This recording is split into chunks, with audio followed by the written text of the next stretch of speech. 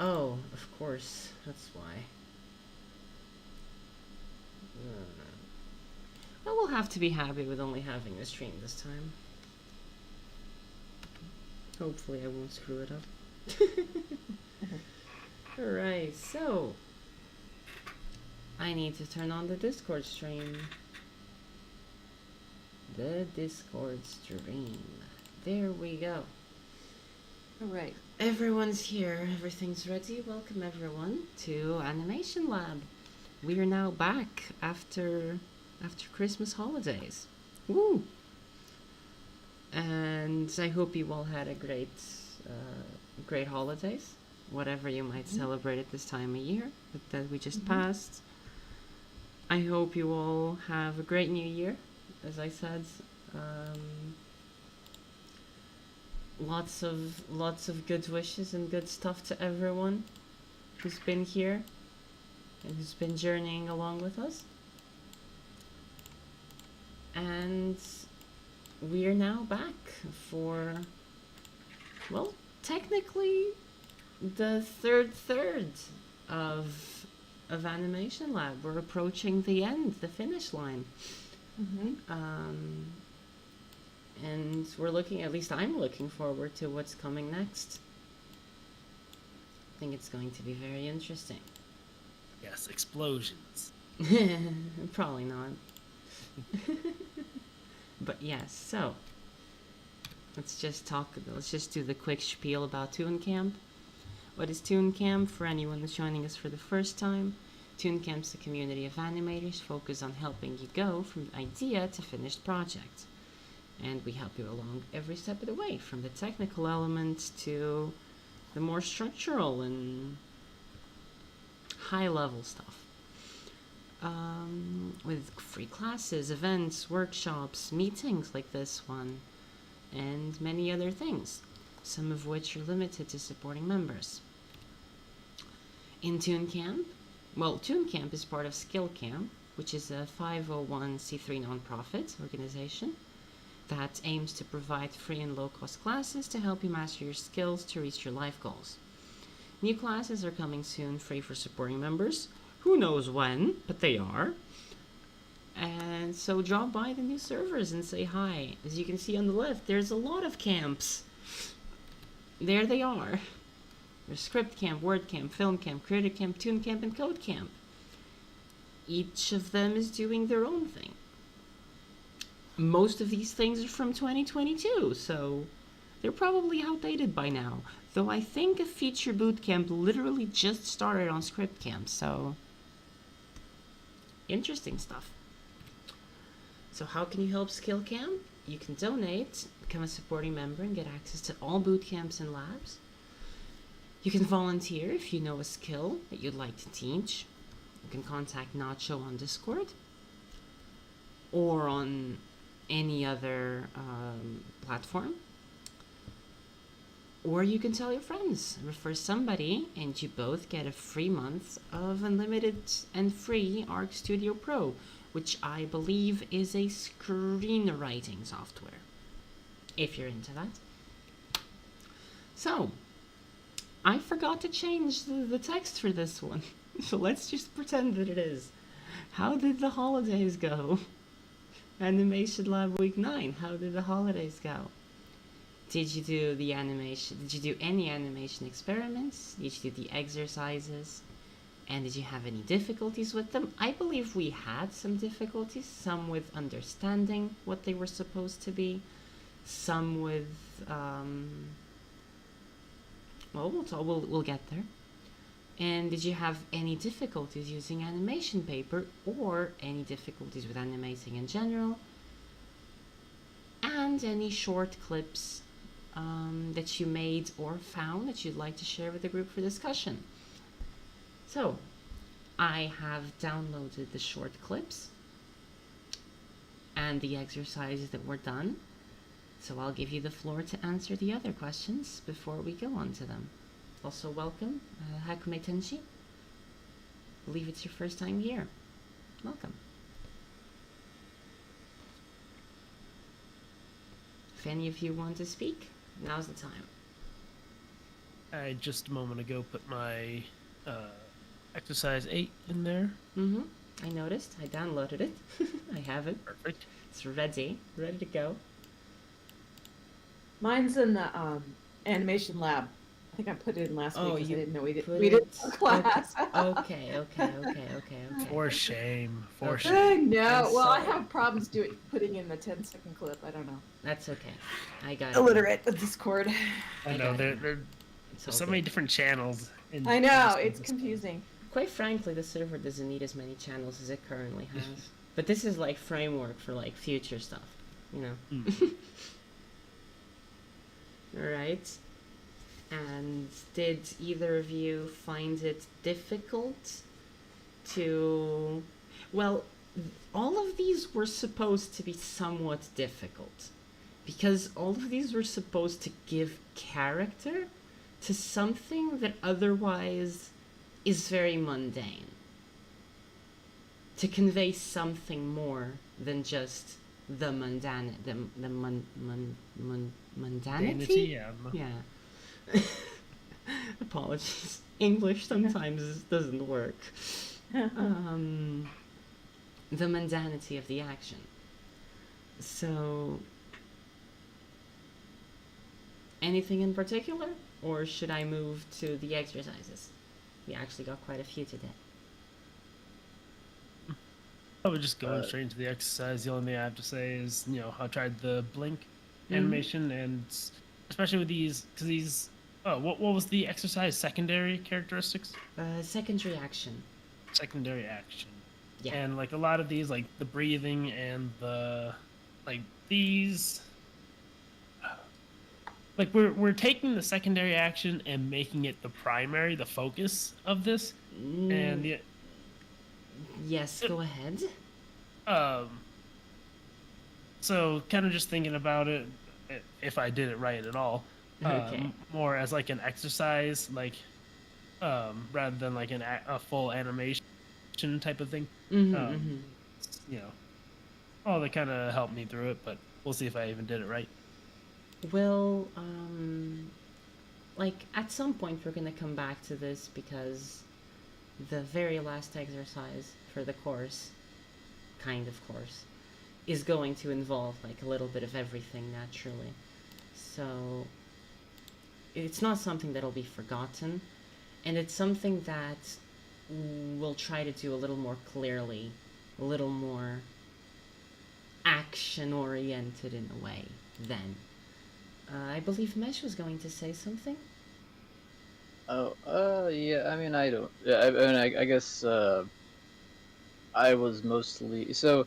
I use this exercise as a way to also like continue the exercise from I think week 6 maybe, where I started a head turn, Mm-hmm. and so I tried to do a head turn and a blink, but I guess yeah, I don't know. I guess I've maybe there's probably more I could have done with the blink.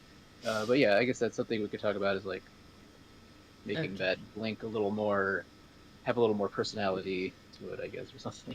Okay. But yeah. Okay. So let's just go on with the exercises then.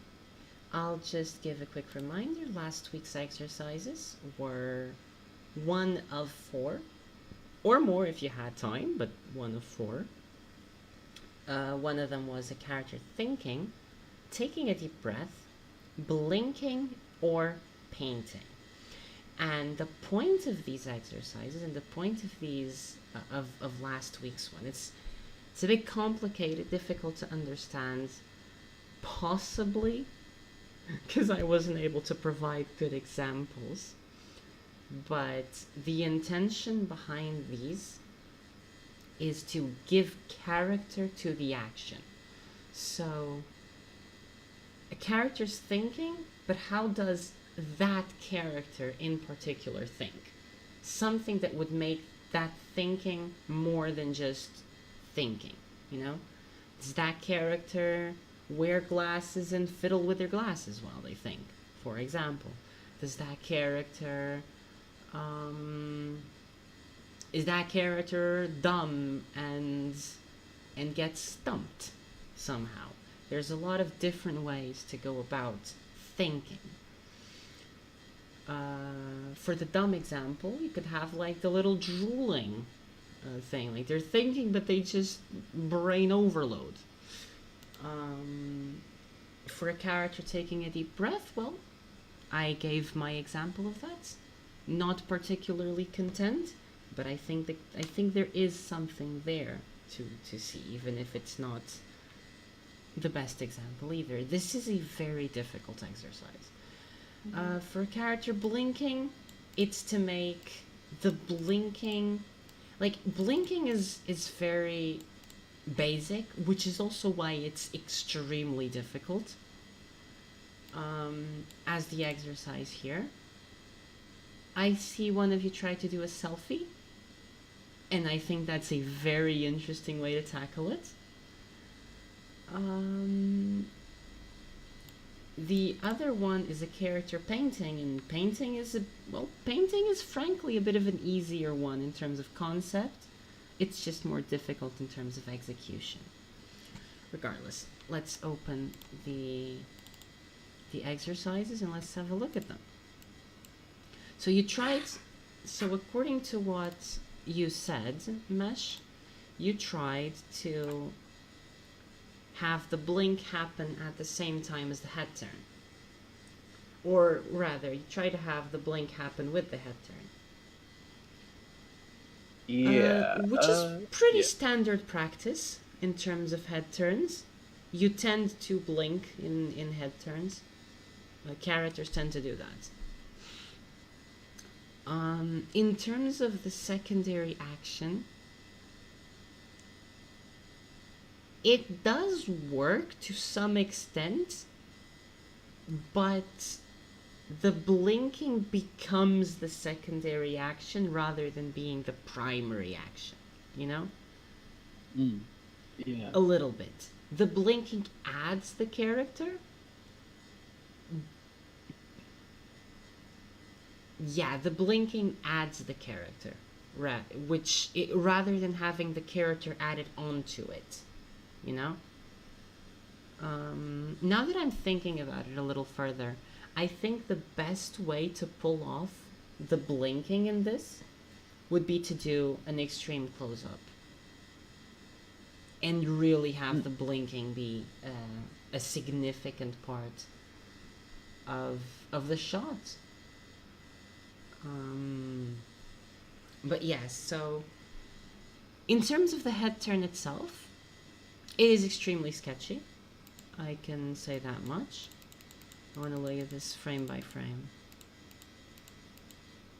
Yeah, so this is a character from Tekken King Free, like Yeah, it's... or you got the character model sheet for me, yeah. I thought this character would be easy because it's like very simple lines and stuff, but it's like every line has to be in the right place. Like there's another character in this same movie that's a little younger than this one, and like if the angle in the face is like just slightly off, it looks more like the other character and it's like yeah, I guess that's like the hard thing about this kind of like simple style is like it's deceptively difficult to get exactly right. Absolutely. Yeah. Okay, I can see what you're doing here. Okay. I'm just looking at this because it feels like there's a little bit of weirdness with the motion. Oh crap, there's two more. Like the motion itself. The motion like itself is a little bit on the iffy side. You got your slow outs, you got your slow ins. You kind of missed the arc though. Yeah. Which is why when you watch this, like, it works. But I feel like this can work, but you need something over here, you know? You need the curve to be drawn. right? Because currently you have this arc and then you have this arc, and you need to connect the two somehow. I feel like that's something that's happening from just a technical thing that would probably do a little bit for this. Also, I think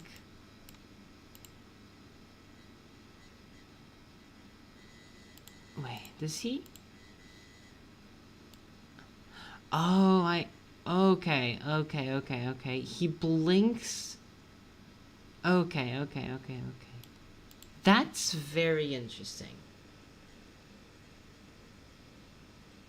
That is very interesting because this is unintentionally, I believe, or rather somewhat intentionally. You can tell me that as I go. This is a very interesting way that you did it, because usually the blink happens here. So here the eyes are closed. In your case, the eyes close 2 frames later, or 2 drawings later, which means you do the entire blink at the end of the turn. Yes. Which is interesting, as in, like, it's awkward. It's a little unnatural, but that doesn't mean I'm not saying that in a bad sense, because we're talking here about secondary action. So we're talking about adding character. This is similar in a way to when you have like eyes that blink like this, you know? It's like, it's unnatural and it feels uneasy. And in some ways, having the blink so late feels a little bit like that. It draws the attention to it. I think that's interesting. I think that's definitely interesting. The blink here is definitely doing a good job at adding character to the rest of the turn. So I think you definitely did a good job with that part. Alright. Does anyone else want to say anything with regards to Mesh's I have a exercise? question. Yes. Oh, it's working. Yeah, it is working. Oh, Hello. hello. I was gonna ask. So if this animation like were to have the eyes closed, like kind of all the way until that last second that it opens up, how would that change it? I'm curious. Like, what would that mean, or? It's more natural in a way. The thing is, you would have the eyes closed here, and then they'd start opening pretty much the frame after, right? Because the movement, because this is a very snappy head turn. It's very much a kind of he shoots the head over in a direction. At least it feels like that was kind of the intention. Because that's what this anticipation feels like to me. You're anticipating and then boom, right? And it's like a little slingshot. So, like the clip I brought today to share is also from this movie, and yeah, like I watched a bunch of clips of it because it has that very snappy movement, and I wanted to try to capture something similar, but I think I kind of like it doesn't look like what you showed me with the arc and stuff. I think that was part of the problem, but yeah, like that's kind of Right. that. I just found like in that movie the animation is really interesting. Just the snappiness of the animation that was really interesting. Okay. Yeah. Is there a link to the reference material? We'll get there. He posted the clip as well, so we'll get to it. I have it here to show as well. Otherwise, it should be in the 10 second clips forum under clip Tekken Trait.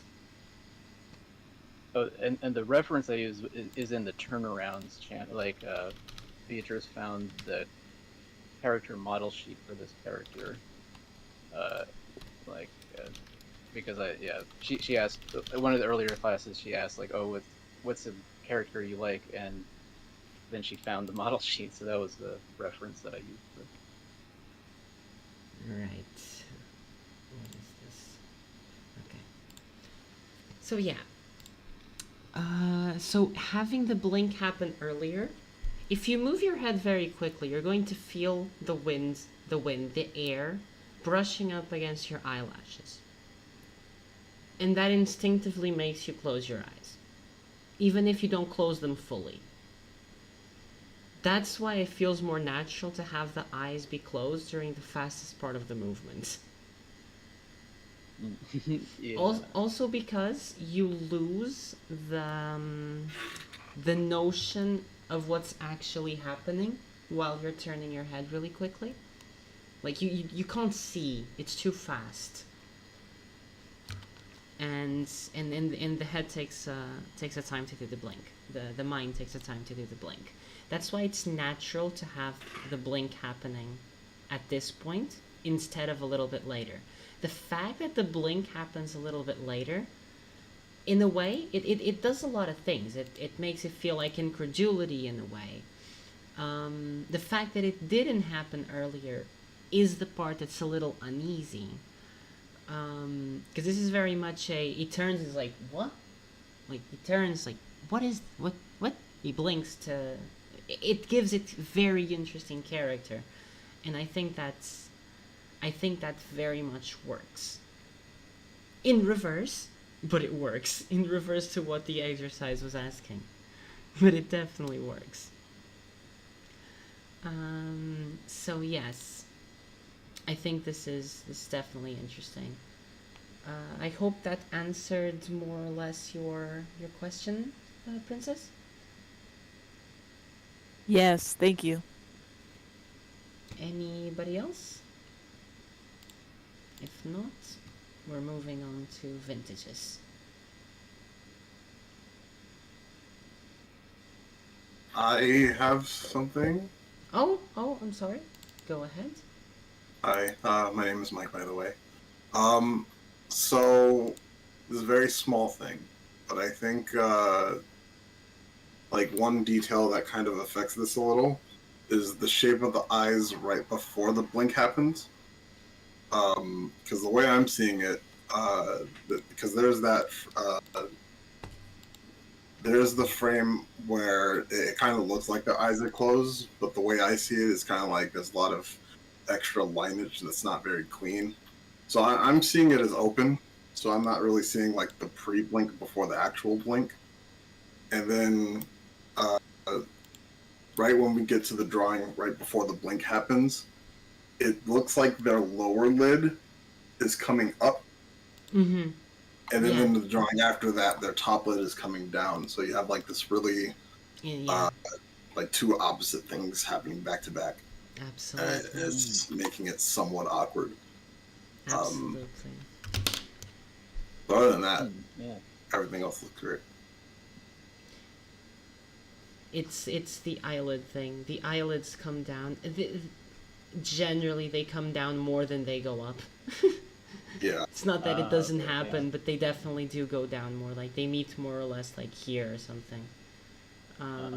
Yeah. So if you have the eye over here, you're definitely going to see more of a... And it's definitely correct. What... Mike, was it? Yes. What Mike was saying. It's a technical thing in terms of the... Like, this... You have two ways to draw simplified closed eyes. You have this and this. And they end up meaning different things. This you use when the cheek is pulling up the skin.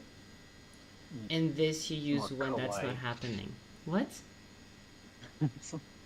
No, that is more kawaii when it's up.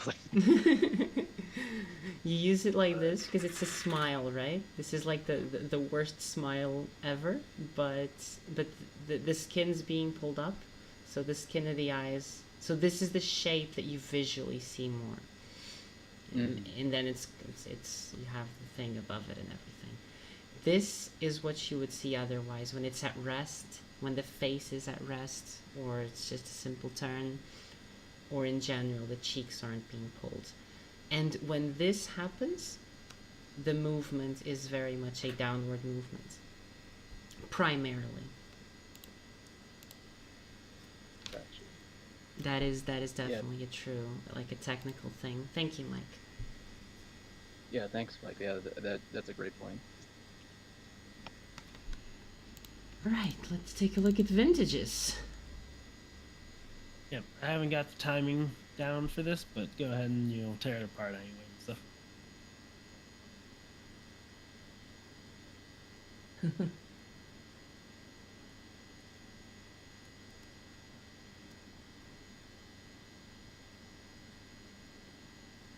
Oh, you're smearing the finger, aren't you? Damn. That's some fast snapping of pictures.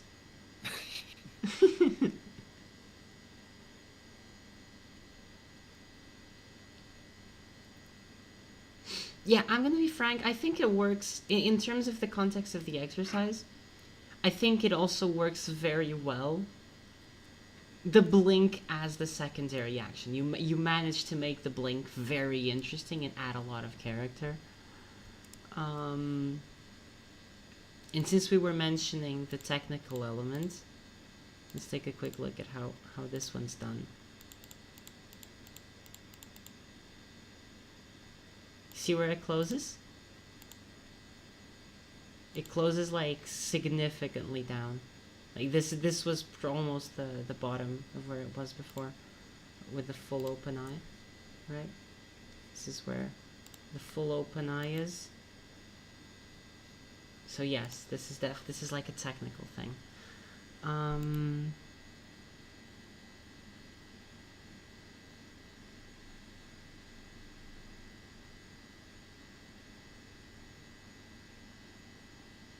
And this part's kind of hard to...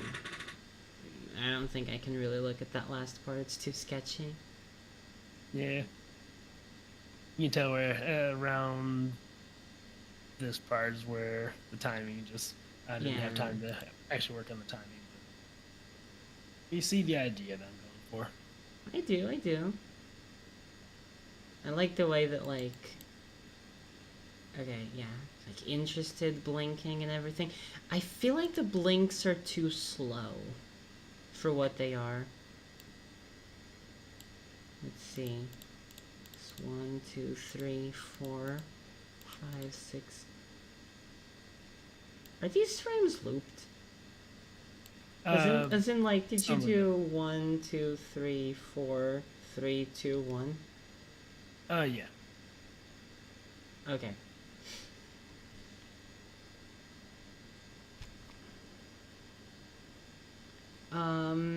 That's with blinks. It's actually a very interesting thing. With blinks, you tend to do, in terms of the spacing, if this is like the key 1 and key 2, tend to have a slow out, and then it stops. Maybe there's like a little frame here. This is the closing, and then the opening tends to be the opposite. Kind of thing. Because this is where the muscle's still pulling, but then it just kind of goes. It doesn't tend to be perfect. And I mean, this is too many frames. You can do a blink and like... Blinks can take like 2 drawings or 3 drawings. They don't need more than that.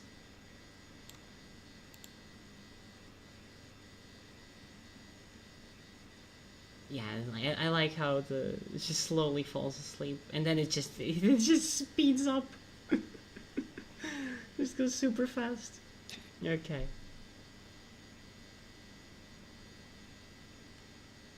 Well, I gotta say, you're doing...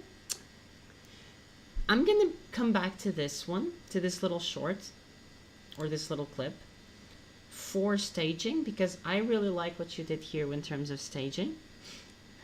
And I think it's a good example to use. So I'm gonna keep this and come back to it as we go later down the line.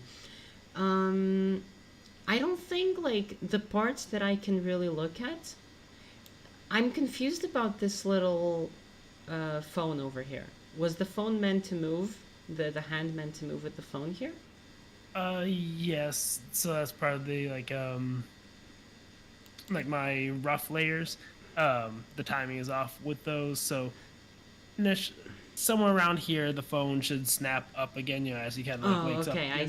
see. But the timing's off and all that kind of stuff. So the phone will come back up as he wakes up, and then it'll probably settle back down to the middle as he's kind of like looking off to the side and stuff. When you're, I mean, you're using animation paper, correct? Mm-hmm. Okay. What you can do when you export is you can like select which layers you want to export. Mm-hmm. You can export all layers, visible layers, and just go through and just toggle visibility if you want.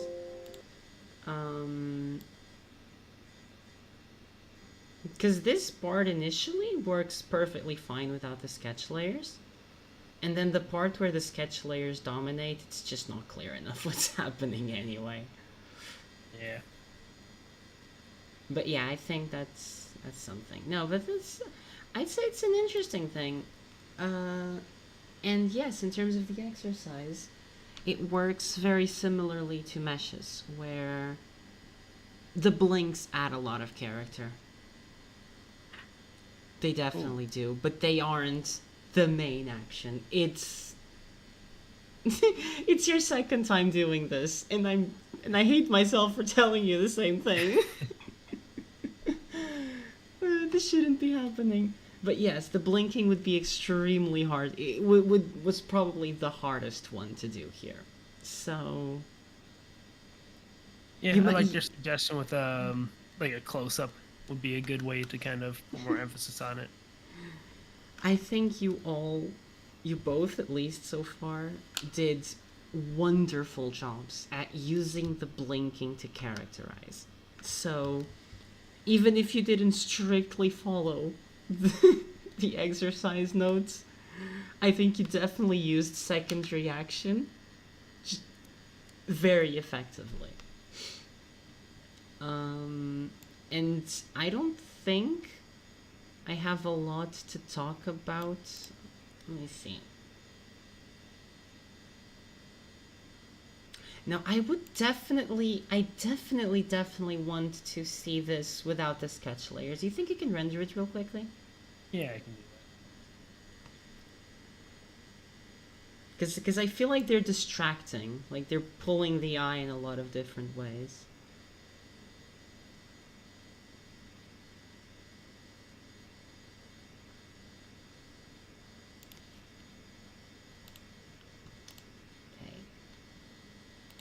Last one's going to be Nancy's, and it's a breathing. But let's just give Vintage a little bit of time. The renders are usually quick, so that doesn't concern me. Just tell me when it's done.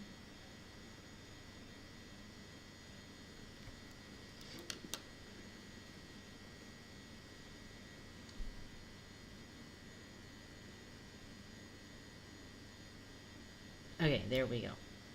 Let's download it. Should be in there now. Yeah, I got it. Just sending it over, and actually let's close this and open a new.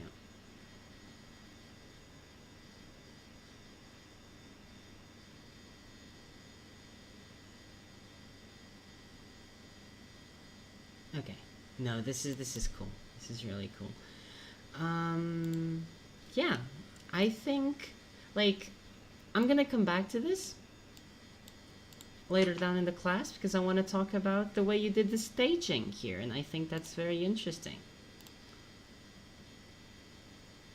Because that's what we're going to be talking about today. Other than this, does anyone want to say anything about Vintage's clip? I think it has a lot of character. I love the drooling and the head snapping up, you know, when you fall asleep. So I thought it was really well done. That's the Okay. part where it feels like it is very well done. Yeah. The snapping though feels a little bit like it's still not timed properly. Uh-huh. Hmm. But other than that, yeah, it definitely feels very well done. I wanna see what was the smear frame. That's a very cool smear frame.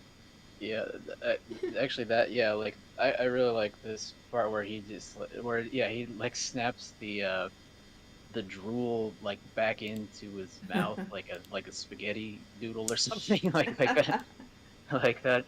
And also when he first leans over, it really does feel like the drool is just like falling out, like it's Yeah. like it has that the drool physics are very on point. The drool. They just happen a no. little too fast, I feel. But they are Yeah, on point. I could see that. Yeah, like it is a little quick when he first just snaps up, and also like his eyes are just suddenly open, Like which I this, guess kind of works, but yeah. this would be the perfect time for you to do some follow through, where the drool first is pulled up. Like this definitely feels like a keyframe or a breakdown actually, which means that there would be something going between these. But this feels like it's happening too fast. I didn't talk about this part because the timings feel really off. But yeah, in this action, you probably want to make it a bit clearer in terms of the arc somehow, because this is a little, it's a little difficult to follow.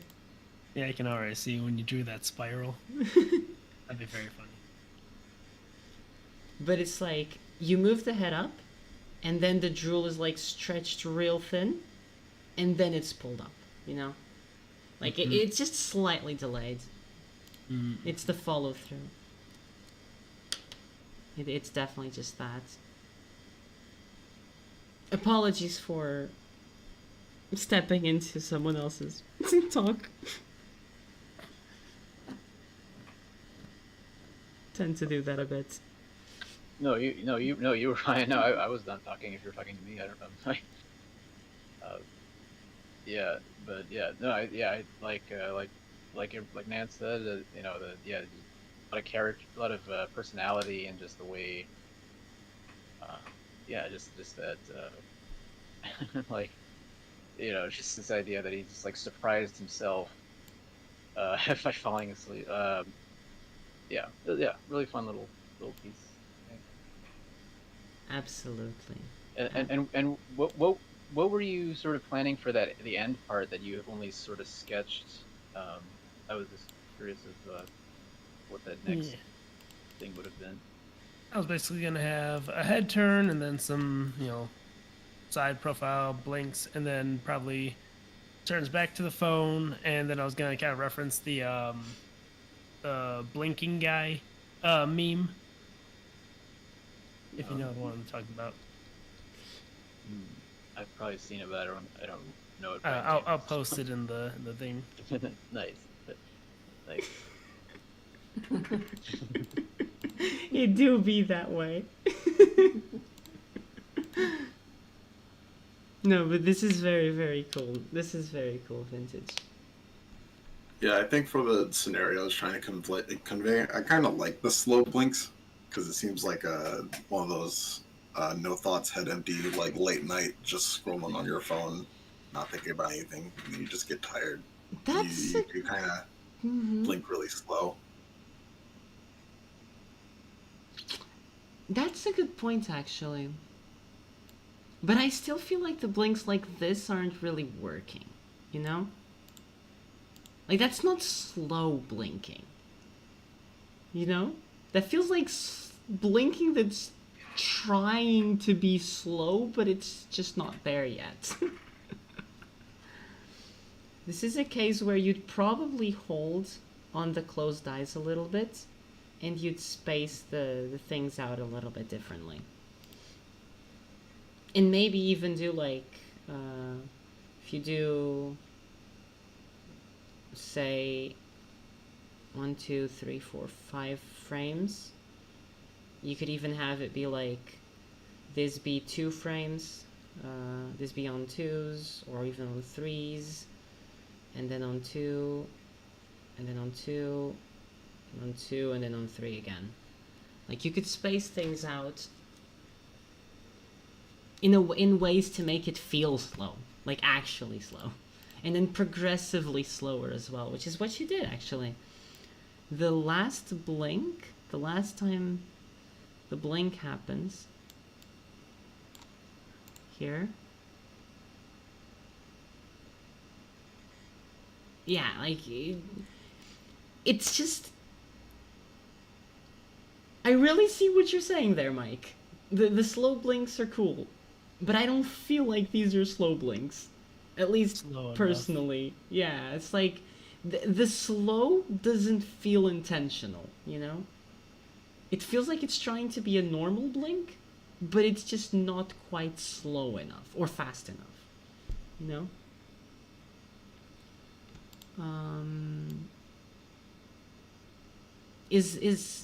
Do correct me if I'm wrong, Vintage, as well, like about like intentionality or everything or anything.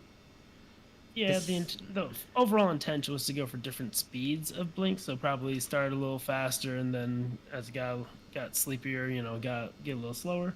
But yeah, one of the things I was kind of struggling with, which I like your point, 'cause I was attempting to do like 2s for like the blinks, but it just kind of felt a little like sluggish in terms of like the animation, because I wasn't really intending for the slow blink. But after you kind of like showed the spacing and taking it to on 3s and on 2s, and stretching out even a little bit further like that, I can kind of see now how, you know, I could use a little more on 2s, on 3s to like slow down the blink animation intentionally. Yeah, I can actually go over my own little thing, because I do like off timings a lot. Like I don't do strictly 2s anymore, at least on these exercises. But let's go through, just get it real quick. So mine was supposed to be taking a deep breath. I'll let you be the judge of whether I characterize the deep breath or not. It's very sketchy, I'll admit that.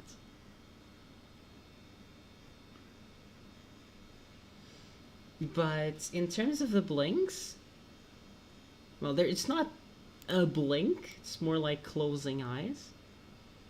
And it starts here. And this is what I wanted to point out. It's like you have frame 1.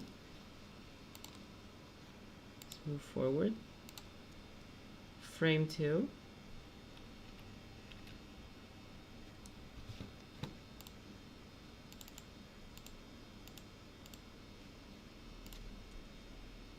Frame 3, and obviously in this case the head's moving up, so these spacings are a little off. And then frame 4 and it's closed. And the spacings here, if the head was stationary, would be like 1, 2, and then 3 and 4, something like this. That's just one thing. Because you don't really need a lot of frames for the blink, for a closing eyes action. And this doesn't feel like, and this feels like a fairly slow blink. It feels like a very, I feel, personally, pensive closing of one's eyes, you know? That was just on 1s, or was that on 2s? I have to check that actually. I never did it on 1s. 1s is too much work for these exercises. But they might just be mixed. They might just be mixed. I can check it real quick.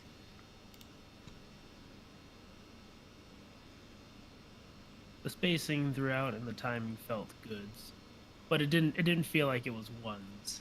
Oh no, it's not ones. I can guarantee you it's not ones. I do not recommend anyone to animate on ones for these exercises. The amount of work that it takes to animate on ones does not justify for exercises like these. So the first one, this is just a hold. First one is 4 frames, 3 frames, 2 frames. So this one holds for 4. This one holds for 3, and the last one holds for 2. And at this point it's already on 2s.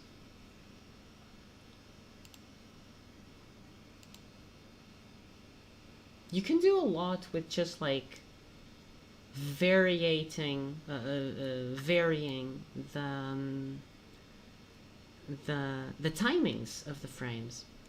That can definitely be a part of style and a part of intention. Yeah, and then there's the noise. You didn't hear the noise, but there was a noise. Oh Lord. I'll show it with the noise later.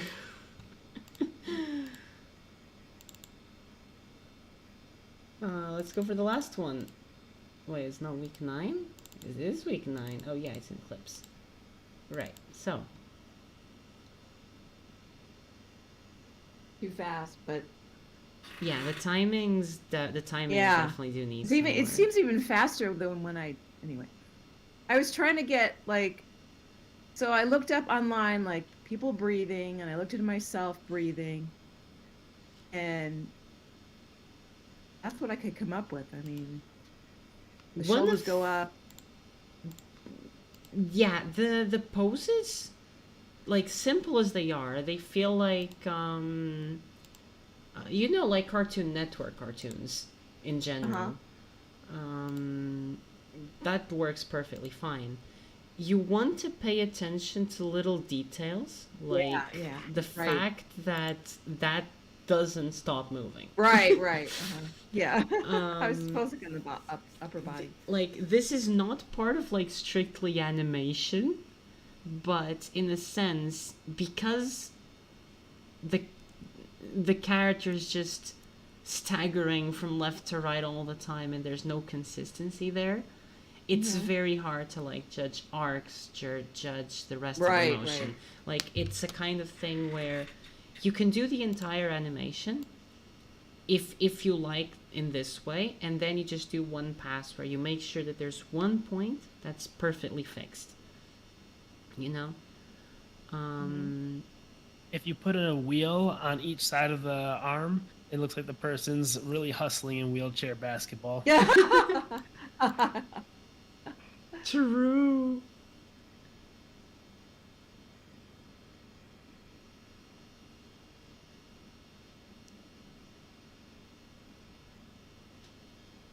But yeah, I'd say that.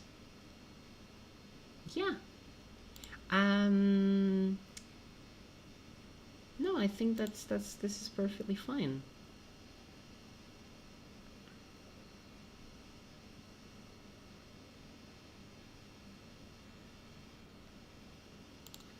See, this gets to be a little bit more complicated. So the technical aspects, I think it's going to be mostly technical in Right. terms of what we talk. Like the whole movement of the body, perfect.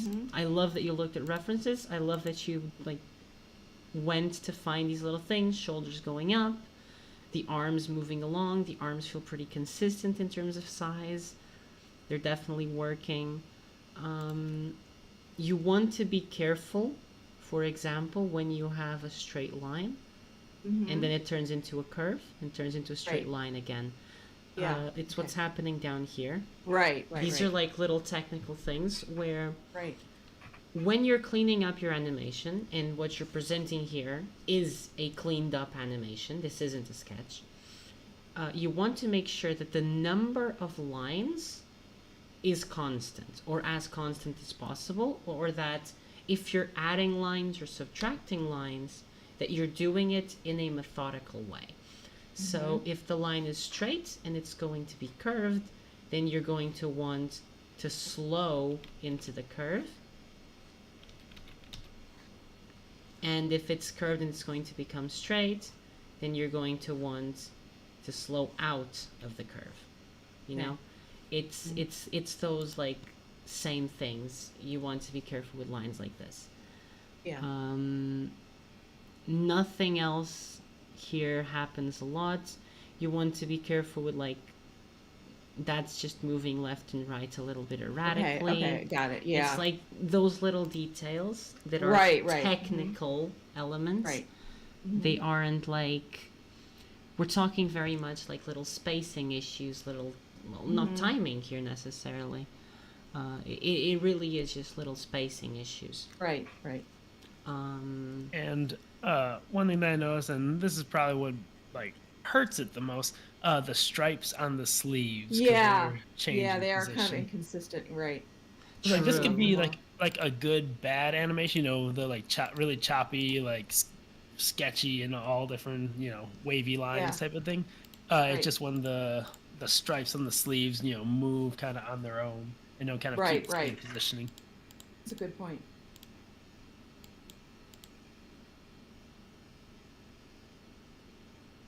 Oh, right, this one, the one on the right, definitely just does a little Yeah. skip. It's just one frame. Like they're kind of shaky. Yeah. They're kind of shaky, and they don't need to be. But Right. but other than that, it's like it's just this one frame. Yeah. Because it goes up and it's fine, and then it just, and then it goes back up, and it just continues as if nothing happened. Right. But yeah, I think like those are the little issues that you need to tackle. Right. Exactly. Yeah. And if you'd rather, like these are very complex subjects. These for like animating a character is a very complex subject. I remember. Did you do the ball exercises and like the starting ones? You know, I did, but I was having problems in Animate, so I didn't show it. It was kind of. I was doing actually using their tweening, and it was just kind of wonky. So. Right. I should have just hand drawn it. It's like, it's one of those things where sometimes it's better to like take a step back and really hone in those like little things at the start. The spacing's very important. Understanding like things shouldn't be staggering. Right. I don't know if you have the option for onion skin in your software. I believe I do. you should. I do. You should use Yeah. it. It's good. Like, you primarily want to use onion skin when you're doing the in-betweens, when you're going from keyframe to keyframe. You most likely want to be flipping between the frames. Yeah, I think I need to start drawing in Animate instead of Illustrator because that's just not working. So I've got to do it that way. I think I'll have more control that way. Yeah, probably. But yes, in terms of the character, I think it works fine. It's the action is clear. The action is definitely clear. Like it's lacking those little bits of polish, and Right.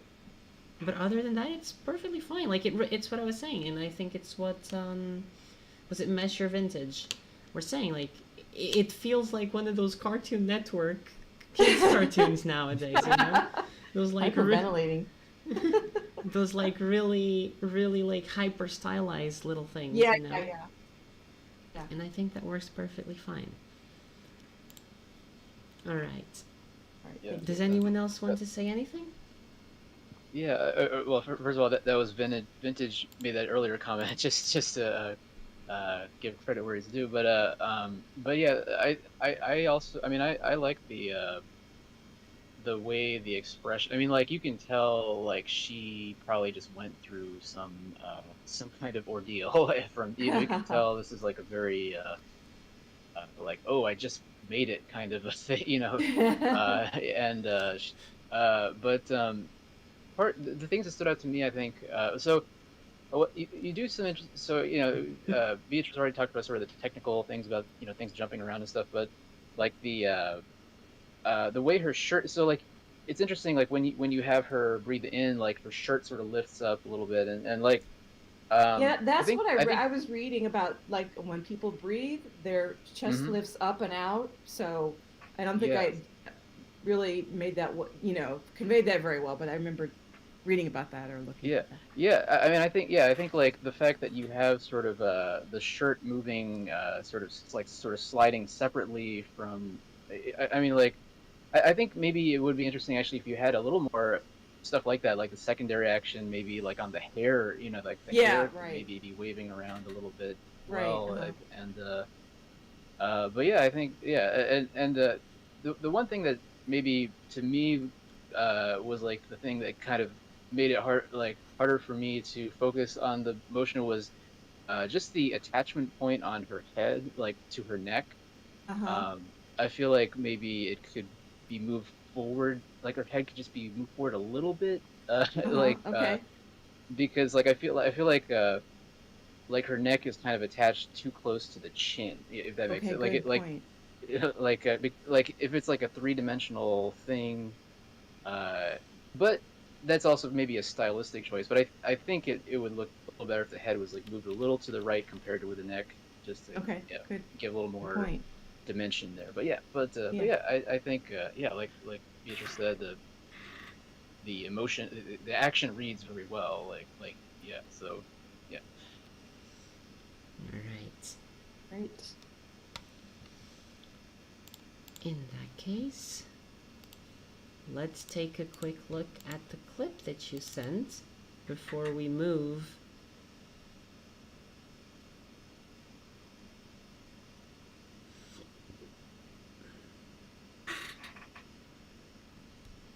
Is there anything in particular which you want to take a look at, Mish? Um, just the so I as well I especially just sort of like there's something about this that even though it's very simple lines, it feels like everything has a lot of weight to it, and like like when like in this part where the characters run when they're running towards the camera, like just the I'm um it just everything just feels very like it's done in this sort of intentionally childish kind of drawing style, but like it feels like everything has like everything feels very solid somehow in the movement, and like I don't know, yeah, it's I don't know, it's just a bunch of different things are going on, I guess, like the clothing, like secondary action in the clothing, and the uh yeah, I don't know, I just thought it would be an interesting. I tried to find something that sort of conveyed what I was saying earlier about how there's like this very snappy movement, and just thought it would be interesting to break it down a little bit. Let's look at that.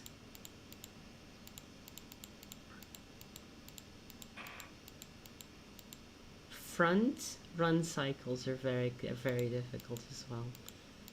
Any kind of front facing walk cycle or run cycle gets very weird very fast.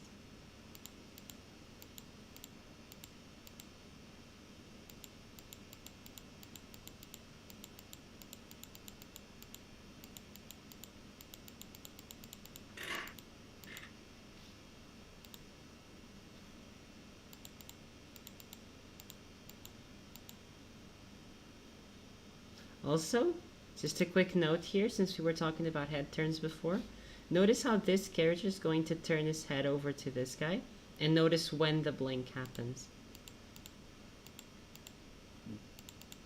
Um, Starts right as he's starting to turn, mhm. and it lasts one frame, Yeah. or rather one drawing.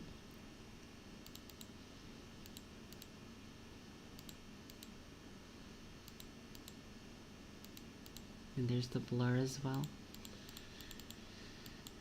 Let's take a look at this. Oh, now it's not working for some reason. Genius.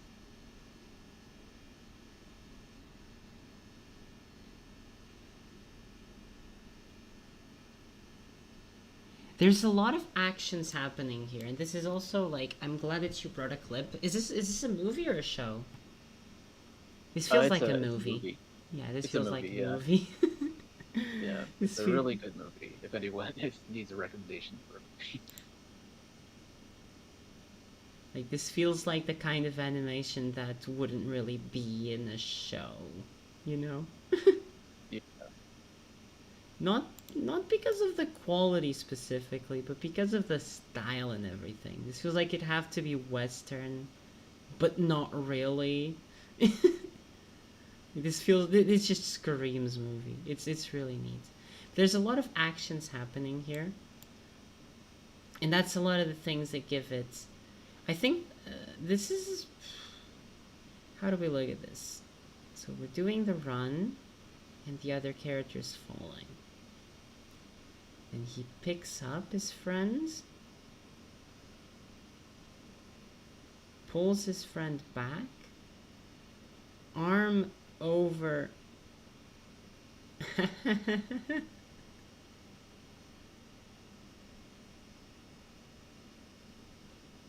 Arm over the shoulder.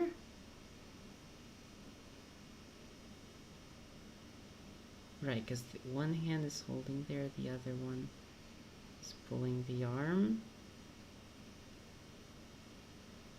Gets up. And now it's running time. No? First he does a little pull up again. Yeah. And then he starts to run with his friend. And his friend, notice, his friend's mostly just dragging along. He's still running. Holding a person that's not moving is fucking difficult. So he's still running, but he's kind of just dragging along behind the dude in white.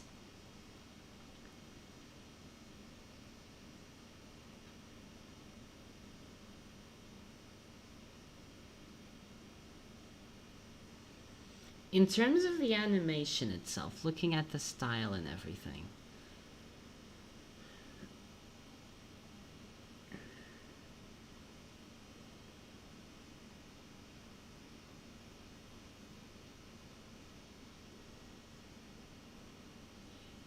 this is part graphic style. It's hard. I'm trying to see what about this is movement and what about this is visual.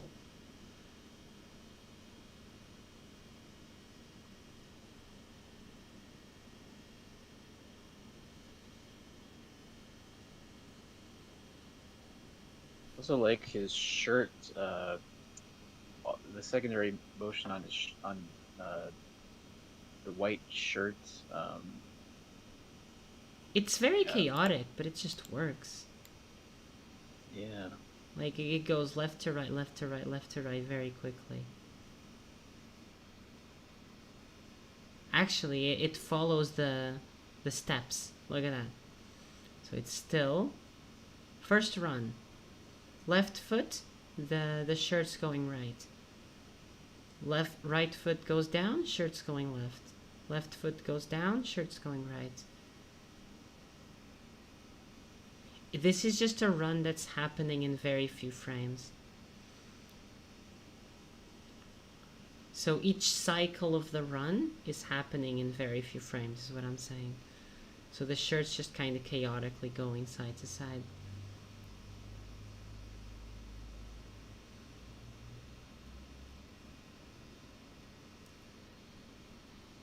That being said, like, all of the other principles, like spacing is obviously here, like the way it's working.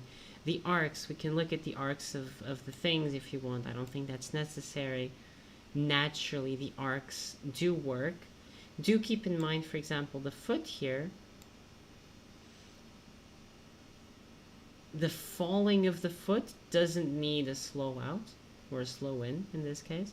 It just crashes against the ground, and then we react to that. It's very typical. The other one is dragging his foot along. And here he starts to run a little bit.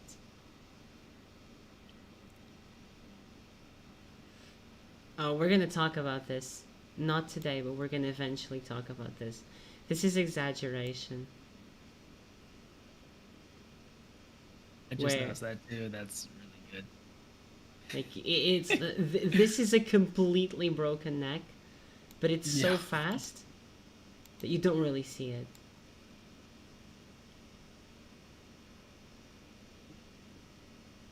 And this is just brilliant exaggeration.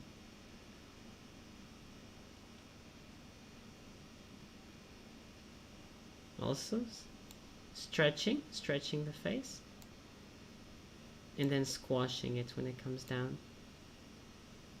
I mean, his whole body is squashing, but yes.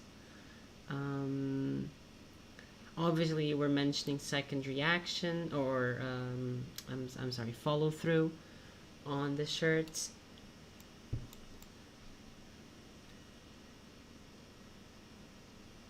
For example, this little bit where he pulls up, this is a bit of secondary action.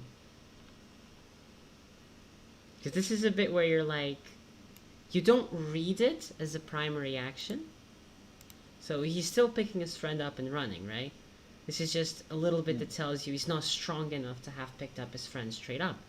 If this was, say, tell me the name of a strong-ass character. One Punch Man. Right. I was gonna say if it was this guy with the big muscles and the big body, then instead of like holding him by the shoulder and like all those things, maybe he would have just thrown him on his shoulder and ran. Instead, you know, like instead of doing like all these little actions, this is characterizing. This is secondary action happening. And the dragging of the foot is also very interesting. I feel like I'm not being particularly helpful. No, I think no. It's I know. This maybe there's a lot going on in this clip, so maybe I chose a clip that wasn't specific enough to talk about like one thing, but I think you did a great job just sort of breaking it down. So yeah, that's Like- kind of all I wanted. Yeah. I think that the conclusion in terms of what you were saying, which is like the animation is snappy and everything, the animation feels snappy, or animation tends to feel snappier when these are the kinds of timings and spacings you're working with. You know? When the movements are fast and everything. And here you do have a lot of that. Because you're dealing with children, right? So this guy is actually very slow. When you pick up, let's just count the steps this guy takes. 1, 2, 3, 4, 5, 6, 7, 8. And that was like very, very, very quick. So what you have in terms of the spacing and the actual run cycle is that you have a run cycle that's done in 4 frames. I'm pretty sure. Or 4 drawings. So, one step. 1, 2, 3, 4 touches. 1, 2, 3 touches. 1, 2, 3 touches. You see? Like, and that's one of the things that makes the run feel very much like a kind of thing. Because it is happening exactly at that pace. But it is still following the key positions of a run. You're still having this moment that's followed by pulling the foot forward. That is then followed by the next one, which is laying the foot down. But by the time he's laying the foot down, the other one's already way up in the air. So what's happening is that the arc here was here, and then pulls up very, very fast.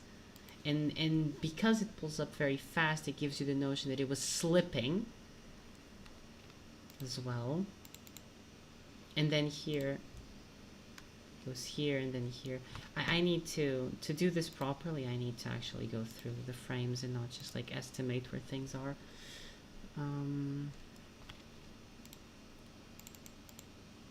Same.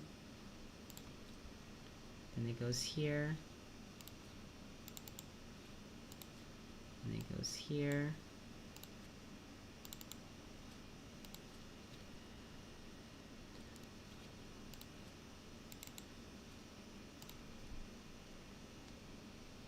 And this is the arc of motion. And this here serves as the peak of the arc. And like these are the interesting things, and as you can see, like it snaps really fast and it spends a little bit of time in the top of the arc, then it goes right back down, and there's going to be another frame here, and there's 2 frames. And this is probably one of the things that makes the run itself feel a little bit snappier. It's because it's going very fast. Whew, this has been a very long opening to the thing. I'm sorry for like this really quick transition. It's just that we got 45 minutes till the end of the class. You can move on. I appreciate you breaking this down. That helped a lot. But yeah, you could definitely go ahead and move on to the next part. I need to be quicker with these things. Thank you. You're welcome. So let's just do a quick rundown. We're talking about staging today. Staging, and I brought this picture because I really like this movie. It's not animation, but I really like this movie. Staging are the many techniques in animation that you use to direct the audience's attention in the shot and across shots. And because of the staging elements that were used in Vintage's animation, I wanted to use it as an example. I also brought other examples that we can look at. These techniques are similar to staging in film and theater, because it's basically the same thing. You're blocking in the shapes and the things so that you're looking at the right place and you're anticipating the movements that are coming next and everything. And composition in drawing and painting, again, because it's basically the same thing, just in different media. And even sound can play a role, because you're working on a medium with sound and with music and with like all these many different things that can help. So the things you want to think about when you're staging, the keys, so to say, of staging are to know where you want your audience to look at in the shot and across shots. So you want to, in a way, trace the line of where the audience's eyes will be. So if this is the shot we're working with, then we want the next shot to be focused around here. So that the character's eyes don't need to, the audience's eyes don't need to dart around the screen. Because we're already looking in this direction, because we're seeing her reaction, and that's also part of it. We're going to talk about it in a bit. But this action happens, then this reaction happens, and this is where the eyes are when the shot ends. So this is where you want the eyes to begin at the next shot. And this is exactly the same thing. Typically, we want the audience to focus on the main action, so consider how the main actions of each shot will connect with one another. And by this, you can already probably predict that today's exercises will involve 2 shots instead of 1. Elements of staging, there are a lot of different elements to staging. You have the characters, their position in the frame. So whether they are in the front, in the foreground, to the right, to the left, to the right, centered, like up, down, the scale and everything. The poses that they take and the actions that they perform, as well as the timing of the actions. And the timing of the actions here isn't the nitty-gritty timing of the frames. It's the notion of character A does a thing, then character B does a thing, then character A does a thing. It's what we were talking about when I mentioned this here, which is first we're looking at this guy as he kneels down and then raises the flower. And she's not doing a lot. She can't be doing a lot. And then after this, that's when we get the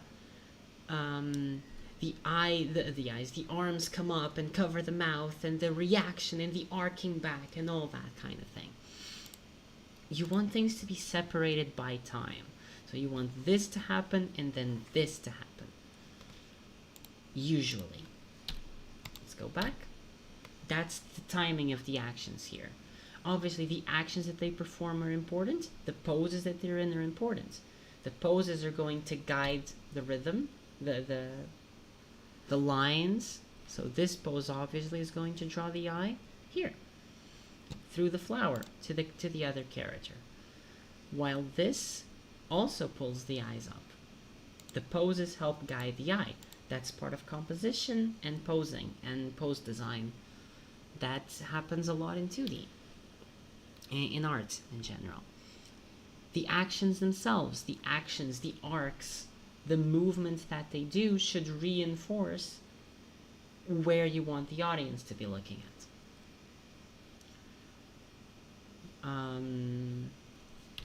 Going back here. He's going down, you're going back up. He's going down and lifting the arm and lifting the flower. All these things should guide the eyes, the actions themselves. Then you have static elements. You have the composition. You have foreground framing. And you have background framing. Or in this case, midground framing, because the characters are in the background. So then you see, like, this is creating a frame around the character, so your eyes are going to be drawn here. Every single one of these other characters seems to be looking over here, so your eyes are going to be drawn here. And that's exactly where you're supposed to be looking at. Perspective lines, composition guides. Composition guides is in the thirds, or alternatively, the spiral. I believe it's Fibonacci spiral. My days of mathematics are kind of weird. Obviously, it doesn't apply to this picture specifically, but it applies to a lot of others. It's ways to do composition and visual storytelling. Foreground elements, background elements, shot composition. And here you're looking at. This is a far. This is a wide shot. This here would be a wide shot as well, actually. This here... These terms are actually kind of failing me right now. But the point is, what you choose to show, the type of shot, the type of lens, sometimes you're going to be exaggerating the lens a lot. Sometimes you're going to be shaking the camera. Sometimes you're going to be doing all these things. And it also gets into coloring now. Coloring plays a big role, such as in here. In here you have a very much this is colored and this is not colored. So you're going to be looking at the center picture. It's compositional stuff, very much. Let's move. The sounds, where it's coming from, and what kind of Foley you hear, as well as the voice acting and everything. And here I'm saying where it's coming from, because if a sound's coming from the left, then you can assume that something is going to happen in the left. If a sound's coming from the right, you can assume that it's going to happen in the right. If it's coming from behind, and yes, there's ways to do that with just normal speakers or headsets, you can assume something's happening behind the characters, and you can then act accordingly with the characters to anticipate that shot. And the Foley, because what you're hearing. Foley is the sound effects, technically. Foley is the steps. It's the hinges on a door. It's the horse trotting. It's like all those little sounds that make up the soundscape of an animation. In something more cartoony, it could be like the boings and the bings and the chow and whatever that give it a little bit more comedic value. Like all these things are part of Foley in a way. Although those would be more specifically special effects, while Foley tends to be about representing what's actually in the universe. Sound that's in the universe. And then obviously the narrative is crucial for staging because you want your staging to follow your narrative. You want your audience to be looking at where the story beat is happening. And then you want all these things as well to reinforce the story beat. So you want the sound to fit the story beat. You want the sound to tell the story. You want the composition to tell the story. More than just guiding the audience, the eyes of the audience, you want all these elements to work in combination for that story point. And I brought this shot specifically because of that moment of narrative, because as it's probably been noted by people here before, I am a very big fan of Made in Abyss. So I'm going to do a little bit of spoilerless analysis of this thing. In this story, it's very quickly set up that there's this thing called the Curse of the Abyss, which means that if a person, a human, walks up in the abyss, they're going to be hit by a kind of malady. At first it's somewhat mild, but as you go deeper and deeper, it gets worse and worse, to the point of death. It gets dark. Now, the thing is, because of that, a lot of the framings of the abyss, the way that the compositions, the shot types, and everything is done, is usually framed from above. So you're seeing the characters, you're seeing them from above, meaning that they're typical, and in terms of the actual actions, the actions are usually going down. You don't see them going up. So when you're seeing this, where everything's paying attention here, and this is the first time in this context that you're seeing this situation, and you know this is a very dangerous situation because of narrative context, and you're getting framed right here, and you're seeing these three characters walking up these stairs in this very much grounded kind of framing where the horizon line's pretty much in line with what the characters are at. This makes you immediately think, holy crap, they're going up the stairs. This is bad. And that helps to convey, like, or to implant a doubt and to tell a little bit more of the narrative. In this case, I'm not going to spoil what happens, but it is one of the things that, like, all these little compositional things are doing. We can also talk about the dark and the light. Contrast. Oh, well, actually, the light's kind of like here. This is still dark. Contrast. So, the shapes of light and dark, and then the framings and everything, and then the extra dark over here to make you really go into the cave or into the staircase. All these little things. So, that was basically a speed run of staging. Let me fix that. That is not correct. So while I fix that, does anyone have any question about it? Because I believe there probably will be.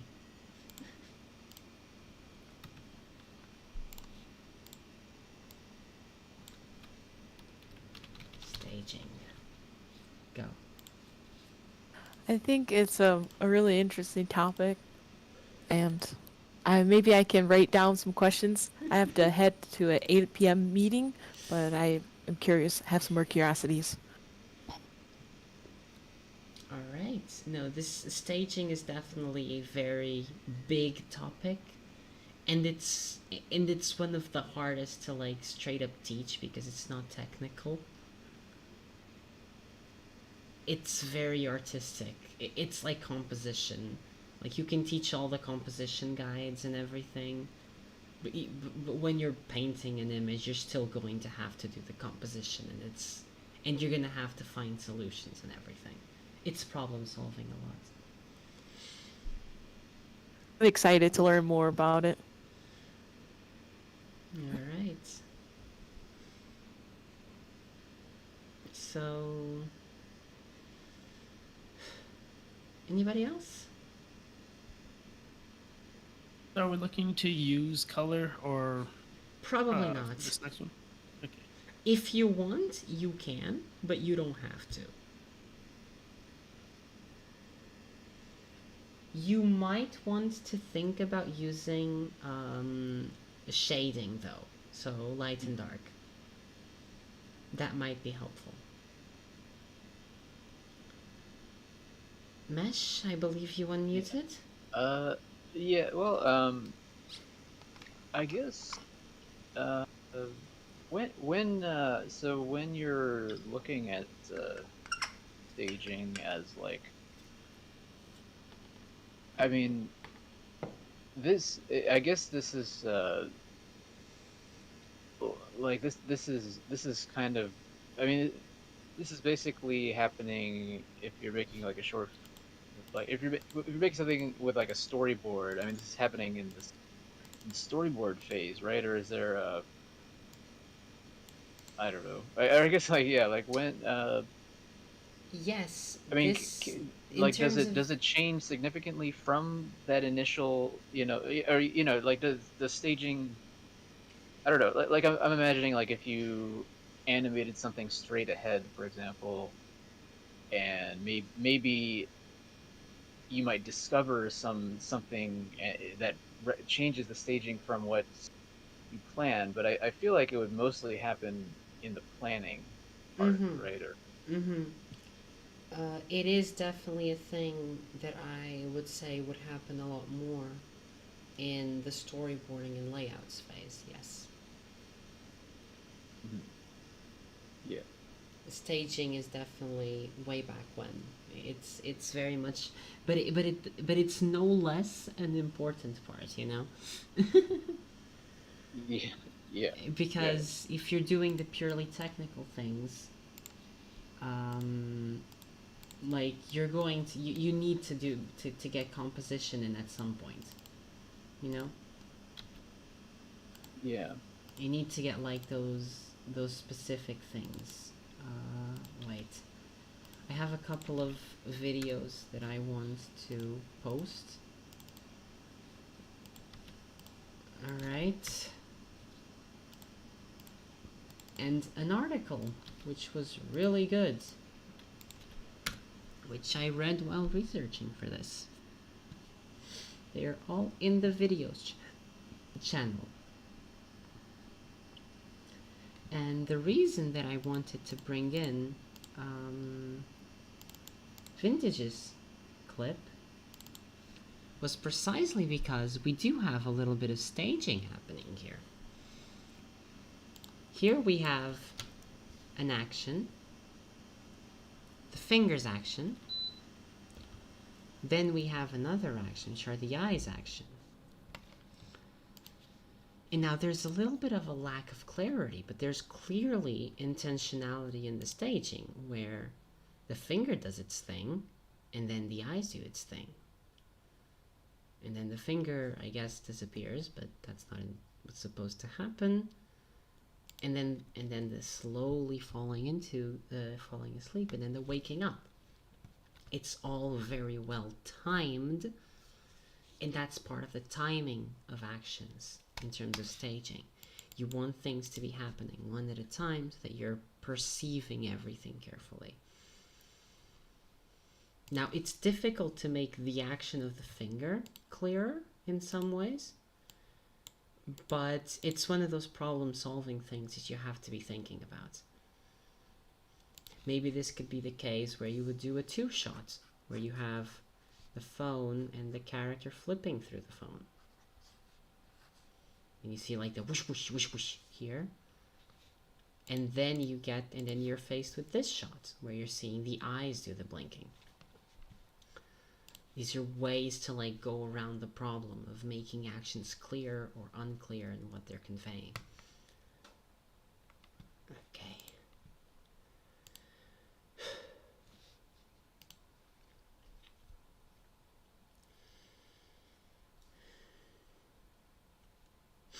So,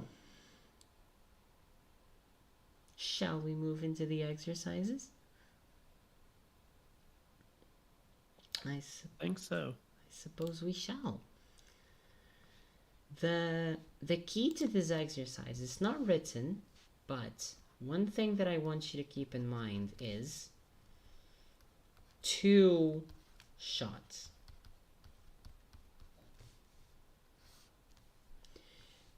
Whichever one you do, I want 2 shots. So, and I want there to be rapport between both of them. That's going to require some planning. That's going to require some understanding of staging. Staging one, staging the other, and finding a way to connect the two of them. So here you have the flour sack falling, and then you have the flour sack hitting the ground.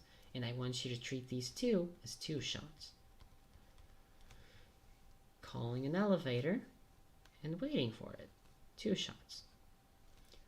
Stirring a soup pot and tasting from a spoon, 2 shots. Whichever you do, I want the actions to be clear. I want them to be interesting. And you can think about creating mood. You can think about creating like all those different things as well. The point is, 2 shots are necessary because you want to create rapport between them, and I want you to focus on the staging between them. The animation doesn't need to be amazing technically. It can be very quick. It can be sketchy. That's fine. The point is that the staging is there and it's working. So the point is that you get the audience to look at where you want them, for how long you want them, and feeling how you want them to feel. And then when you switch to the other one, same thing.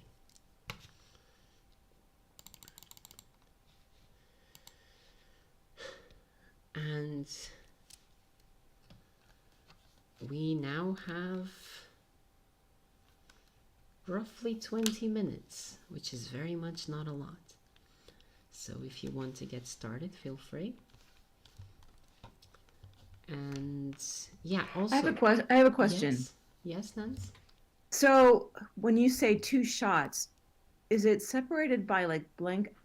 No. Technically, I'm not sure how to do it. Like blank space, or I'm not sure how you do that. It's a cut.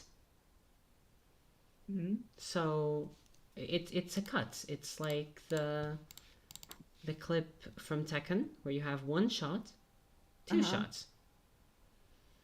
Right? Okay. Like Yeah.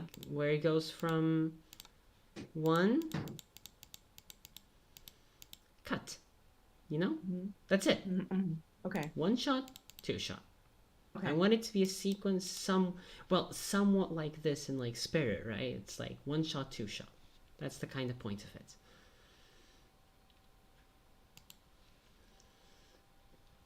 It's not blank space. It's meant to create a connection between the two.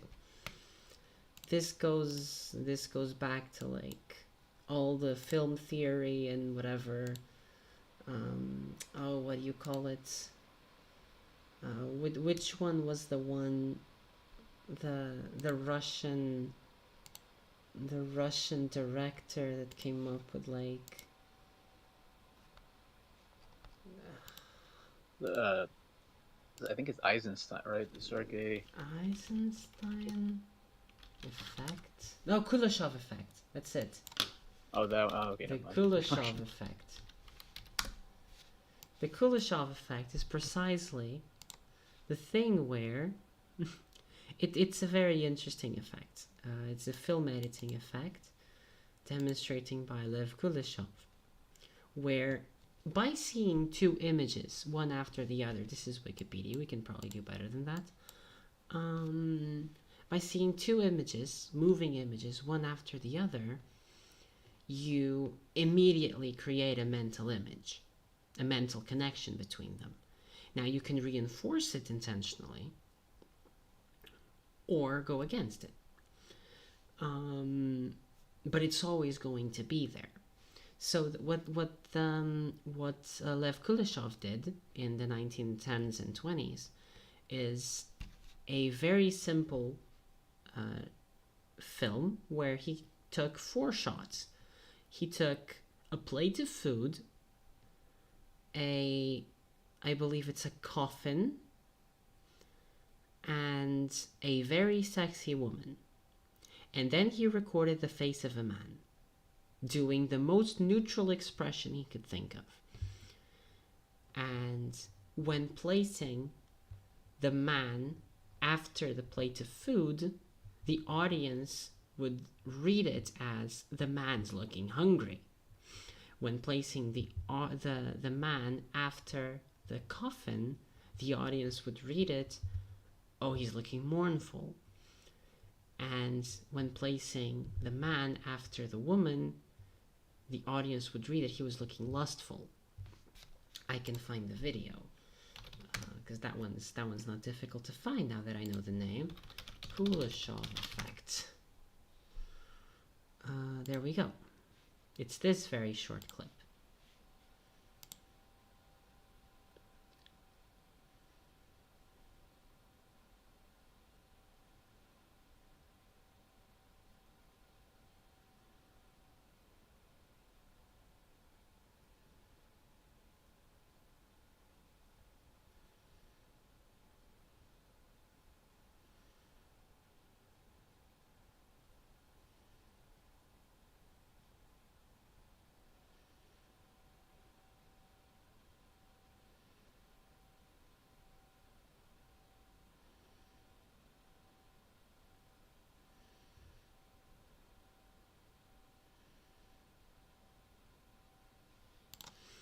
And the point is that just by the virtue of there being two images juxtaposed, you will create a connection.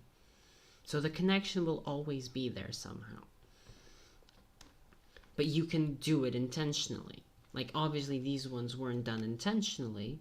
In fact, they were done intentionally against the connection, because the point was to show that the same image can mean different things if it was merely juxtaposed against others. So it was directly working against it. It was not meant to work in tandem with it. But yes, it goes all the way back to that. So yes, you're supposed to do 2 shots. 1, 2, 1, 2, 1, 2. And again, feel free to use reference. Feel free to look at already existing shorts and films and anime and whatever you want to look at. And that is it. I'll be here for the next 15 minutes more or less, setting up my own workspace and getting this ready. If you want to show anything while I'm still here, feel free to. And if you want to show anything throughout the week, also feel free to. If you have any questions, now is also the time. I'm just going to send this over to the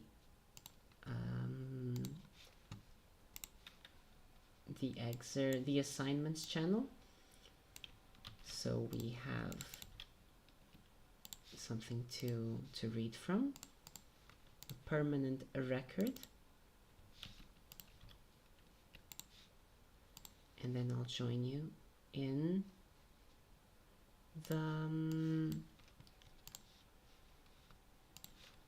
the exercises. So this is week 9 staging.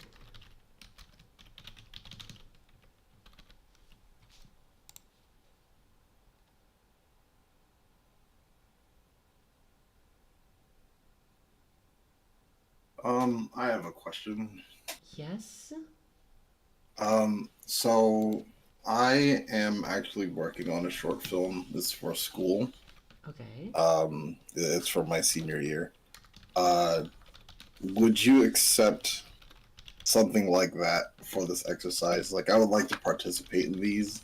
But I don't know if I have the time to like work on shots that aren't my film. Oh, absolutely. Uh, I understand so like, that. yeah. So if I try to implement the stuff talked about here, and try to make something for this, but also for that could be used for the film at the same time. Would you Yeah, yeah, also yeah. accept that? Yeah, obviously. Feel free to. Okay. That's definitely not an issue. Absolutely. Unfortunately, I don't have any flour sacks in the film, so had to ask.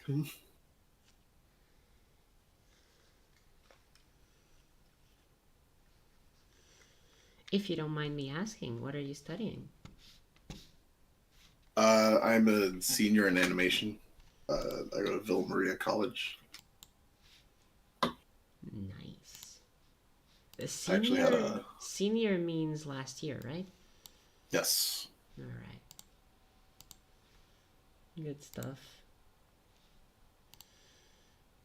Very good stuff.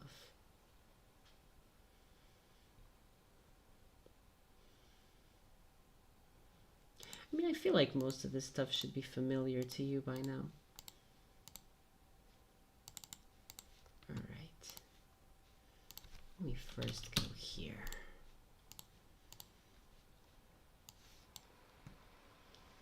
Am I streaming yet? No. Then I'll start streaming again.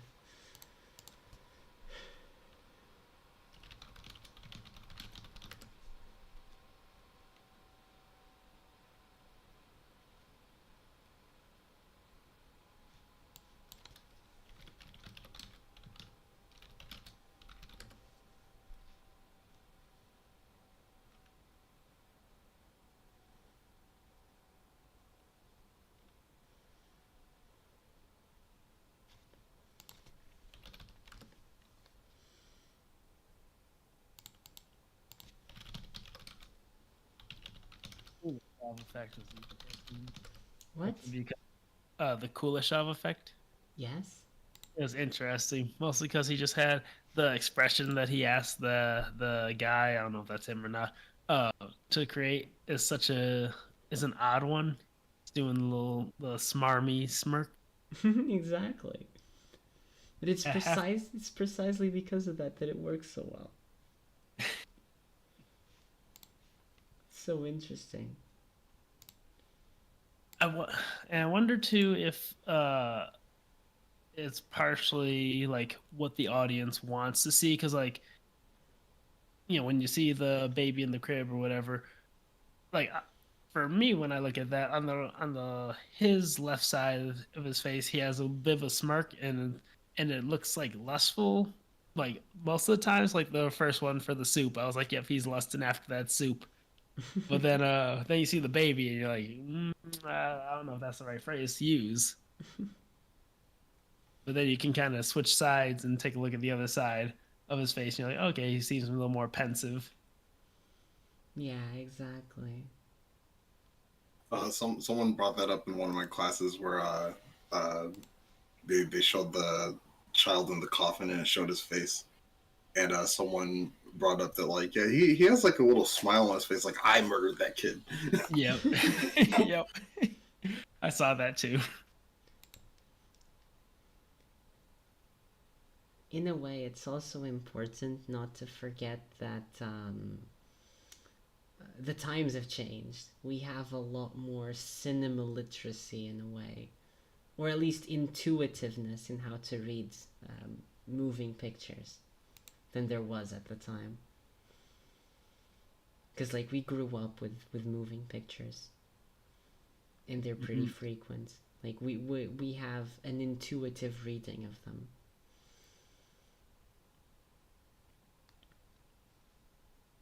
Yeah, that's another thing that like to that point is sort of like I guess since it was so new back then, and like this, it's like, oh, look at this thing you can do with just juxtaposing images. It's sort of, uh,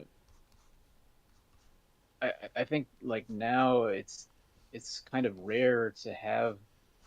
I I almost feel like if you were making something today and you know like let's say it was like a live action movie or something, and you were comparing different takes, you know, of the same or something like that, and like, okay, which take do we put in the final version? Like, I feel like people would probably tend towards picking a take that is more exaggerated, Yeah, yeah. as opposed to like a more neutral one. So I think like there's kind of like a tendency to make it exaggerated or make it read quickly, I guess, instead of being, I guess, the ambiguity of that of like the that guy's, you know, smirk. Uh, I feel like someone looking at it today might be like an editor looking at it today might be like, oh, that doesn't read very well or something, you know. So like, but Yeah, exactly. No, no, you're absolutely right. That's a great point.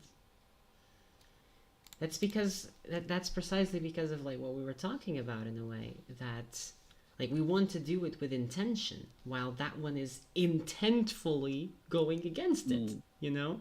yeah, Intentionally going against it. yeah. So Well, yeah, yeah, and that's yeah, it's like an experiment. I mean, yeah, not meant to be anything other than just an experiment, I guess, in that case. But I think I mean, just having a neutral experiment, like I feel like maybe dialing, like having an animation where you really dial down the emotions, maybe might be interesting. Like I don't know, having ambiguous things where the audience reads into it could be an interesting experiment, I guess.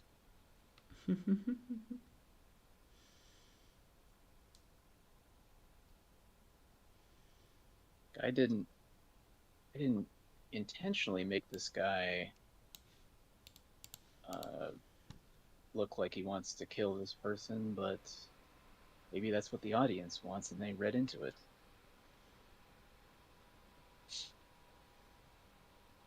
absolutely.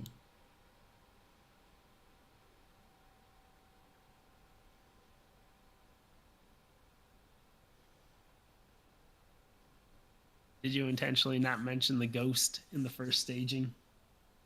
In what first staging? The first staging example that you showed of the girl sitting on the floor. Oh, oh. I was speed running it. I didn't have a lot of time. I can bring it back. We can see the ghost. Right? Because of how fast I did it, I feel like people might have missed it. But yes, there's a ghost right there. Mm-hmm. And especially, and they don't do that enough in movies. Have, well, one, good staging, but two, like proper use of suspense, Mm-hmm. which you get from this type of thing. Like a lot of these directors, just, well, one, too many of these movies are basically filmed in the dark nowadays, but two, they feel like, oh, I need to like show this, like I love when they have, someone walking down the hallway or whatever else, and then in the background, moving from corridor to corridor or from room to room, you see a little flash of something. It's so much more suspenseful, so much more dramatic, to like, you get that real sense of horror. I mean, this movie isn't actually a horror movie. Believe it or not. And for the record, this shot holds for 7 minutes. Mm-hmm. Dang. It's quite impressive. This is in terms of like movie, like what this thing is, I think like comparing it to 2001: A Space Odyssey isn't too bad. It's the same kind of like vibe, you know? Mm-hmm. It's just not science fiction. What is the name of the movie again? A ghost story. Oh, Ghost Story. it's one of those movies that you leave, you end the movie, you finish the movie, and you're like, that didn't make fucking sense, but I liked it. You know, like at least in some Yeah. ways, it's a very emotional thing. It's very much not a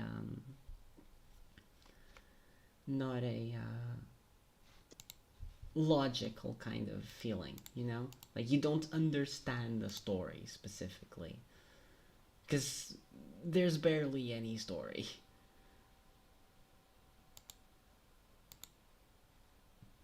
Right. Let me just try to set this up really quickly before I leave.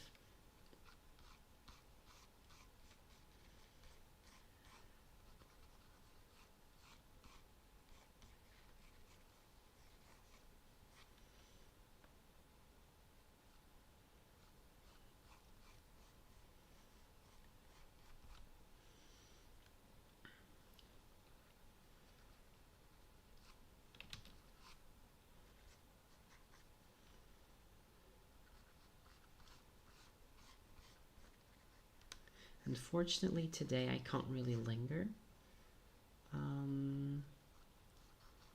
For multiple reasons. But so yes, because this is very much a planning thing, I suggest y'all do your planning right.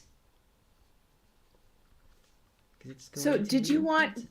did you Yes? want character movement in there, or is it just the two scenes? Or I mean, I'm the two confused. scenes are going to involve movement. Okay, so there's okay. If a character is pressing an elevator button, something's going to happen. Yeah, okay. You know, they're going to do something. If a character's stirring a pot, they're going to be stirring a pot.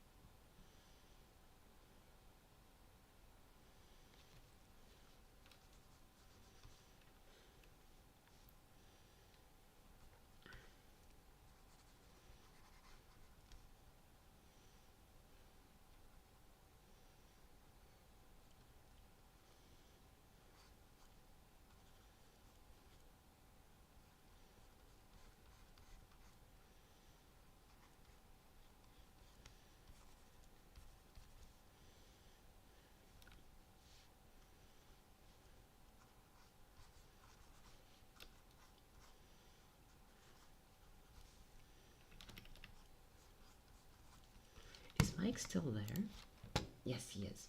Okay. Since you're working on a short Yes. film, feel free to bring up your stuff here if you ever want to talk about it. Oh, sure thing. That's like what the beginning part is supposed to be. I just gotta start being quicker with it. I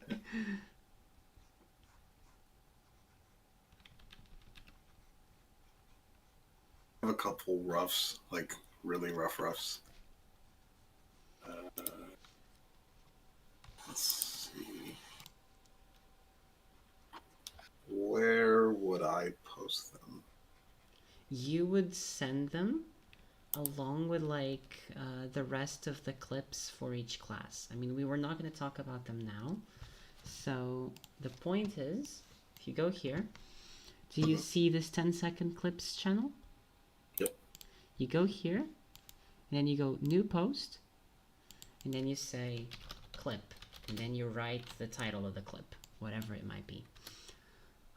Okay. And then you just add your little clip there, like what Mesh did over here. Clip tech and concrete, and then he just added the clip. If you wanted, ideally, we're going to be talking for a little bit, or until the end of this part of the group, as in like the end of this sort of class. We're going to be talking in very technical terms. So we're talking about the technical animation elements for the most part. We're not going to be discussing narrative a lot. That's not the point right now, you know? Yeah. So we're just going to take what you have at face value in terms of writing, in terms of story and narrative and all that. And we're probably going to be looking at it more from how does this move? How does this convey character? Yeah, I'm more of a movement guy than anything anyway. I'm not a story writer whatsoever. So yes, that's the only thing that I ask, is that whatever you post, don't center it on character design, don't center it on storytelling specifically. Like, we can talk a little bit about, because we're talking about staging and all that, we can talk about like decisions that you made and whatnot, but ideally we're going to be talking about like the technical elements of movement and all that stuff, you know, because that's what we've been doing so far. Then when we're done with the 12 classes, which is in 3 weeks, we're really close, then we can start to think about widening, because, okay, I'll just be very, very quick because I have to leave now. But once we're done with these 12 classes, we're going to start to look at we're going to just have like weekly animation challenges instead of having like structured classes around it. It's just going to be weekly animation challenges to practice and all. And oh, that's the wrong eraser. And that's going to be the general vibe of what we're going to be doing. All right.